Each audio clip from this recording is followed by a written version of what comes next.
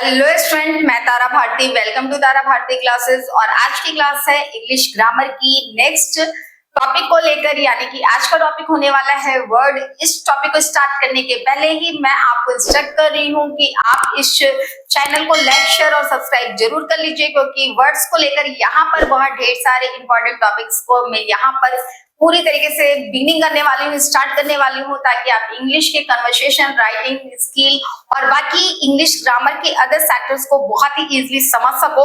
तो आइए चलते हैं क्लास की ओर और देखते हैं वर्ड में हमें आज कौन कौन सी जानकारी सीखने को मिलने वाली है।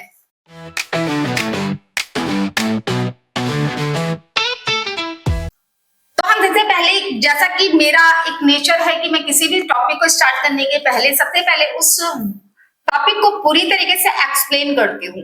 वर्ड मैंने हिंदी व्याकरण के अंतर्गत पूरी तरीके से वर्ड को यानी शब्द को पूरी तरीके से एक्सप्लेन किया है।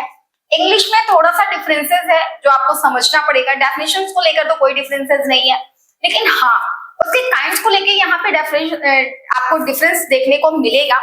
अगर हम बात करते हैं शब्द की यानी वर्ड की, तो इन इंग्लिश लैंग्वेज की बात करें, अंग्रेजी भाषा की बात करें, तो group of two and more than two letters which make a complete sense is known as a word. मैं इस डेफिनेशन को एक बार लिख रही हूं और बाकी पार्टिशियली यानी एक एक करके हर एक शब्द को पूरी तरीके से आपको एक्सप्लेन कर देती हूं। वर्ड को जानने के पहले इसको डिफाइन करना बहुत ज्यादा जरूरी होता है, जैसे कि ग्रुप ऑफ टू और more than two systematic arranged letters which make a complete meaning or a sense is called word। कहने का मतलब यह है कि दो या दो से अधिक systematic, that means व्यवस्थित, पूरी तरीके से क्रमागत, और अगर बात अरेंज की करते हैं that means व्यवस्थित।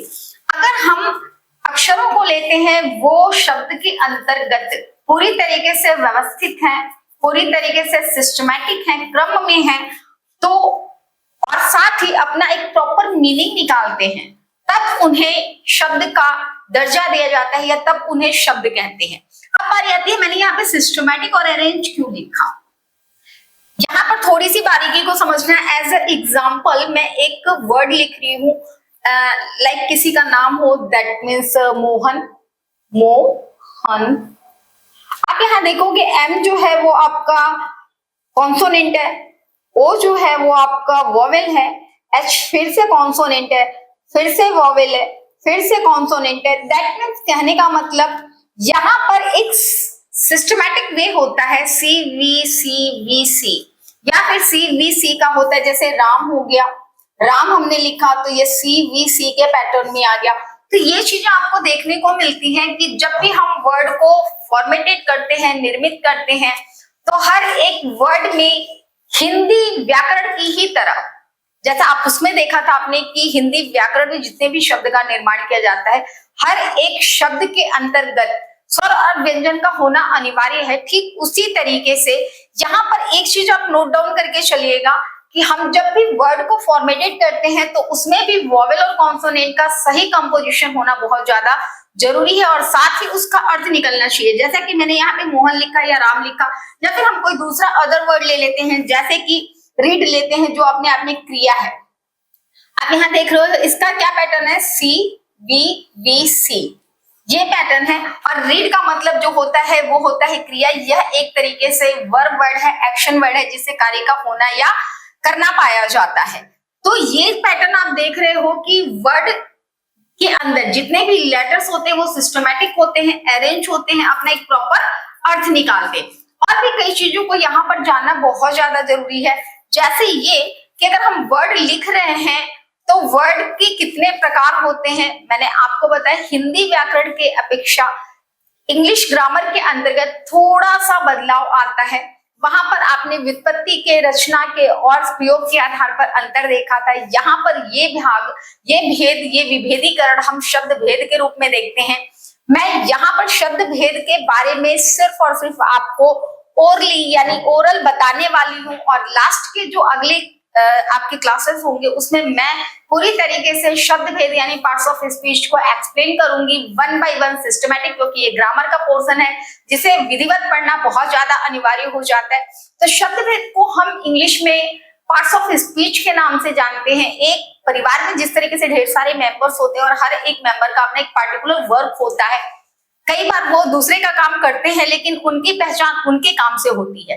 ठीक उसी तरीके से एक वाक्य में कई शब्द होते हैं जिनका अपना एक स्थान होता है, अपनी एक उपयोगिता होती है, अपनी एक मीनिंग होता है, अपना एक यूज होता है। तो एक वाक्य, उपवाक्य या फिर वाक्यांश के अंतर्गत मैं यहाँ पे टर्म्स को इंग्लिश में एक्सप्लेन कर देती हूँ, बता देती हूँ इंग्लिश वर्ड क्या होता है। सेंटेंस होता है, फ्रेजेस होते हैं और क्लाउजेस होते हैं। किसी भी सेंटेंस के अंतर्गत, क्लाउजेस के अंतर्गत, फ्रेजेस के अंतर्गत हम अलग अलग वर्ड का उनके उपयोगिता के आधार पर, उनके सिग्निफिकेंस के आधार पर कि उनके मापदंड क्या होते हैं, उनका यूजेस कैसे किया जाता है, उसके आधार पर उसका वर्गीकरण करते हैं। और यही वर्गीकरण, यही क्लासिफिकेशन क्या कहलाता है? शब्द भेद यानी कि पार्ट्स ऑफ स्पीच कहलाता है, जिसके 8 भाग हैं। पहला है आपका noun, pronoun, adjective, verb, adverb, preposition, conjunction और इंटरजेक्शन। ये सिर्फ और सिर्फ एक ओरल इंट्रो है। अगली क्लासेस में आपको पार्ट्स ऑफ स्पीच के बारे में एक एक करके पूरी तरीके से जानकारी दी जाएगी ताकि आप इनकी बारीकियों को आसानी से समझ सको, और इनके बिना हम किसी भी तरह के सेंटेंस का फॉर्मेट नहीं तैयार कर सकते, क्योंकि हर एक वाक्य के अंतर्गत इन 8 का प्रयोग सही तरीके से किया जाना या फिर 8 में से किसी 2 या 4 का प्रयोग किया जाना बहुत ज्यादा जरूरी होता है। आज की क्लास जो इंग्लिश ग्रामर की है, वर्ड को लेकर यहीं पे समाप्त होती है। मैं आपकी टीचर, आपकी मेंटोर तारा भारती, धन्यवाद।